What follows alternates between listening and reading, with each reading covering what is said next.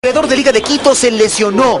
Hernán Barcos sufrió una distensión de ligamentos. Esto lo aleja de las canchas casi un mes, descartándolo automáticamente de las siguientes fechas del torneo nacional, como de los primeros cotejos de la Copa Libertadores. Tiene una distensión, una ruptura parcial del ligamento interno de su rodilla. Hemos hecho ahora un tratamiento para tratar de acelerar el proceso de cicatrización, que se denominan factores de crecimiento.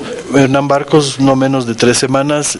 Otro que permanecerá fuera de la actividad por un tiempo parecido es el defensa central Norberto Araujo, quien cumplía un trabajo de rehabilitación, pero se complicó. El caso de Norberto Araujo de 4 semanas. Son 2 sitios distintos, entre el uno y el otro tienen aproximadamente una separación de 15 centímetros, producto de un deseo de recuperación pronta o un exceso de actividad física para recuperarse. Liga visitará el domingo a Imbabura y el próximo jueves a Godoy Cruz en Argentina. Es su debut copero. En Quito, Robin Novoa, Ecuavisa.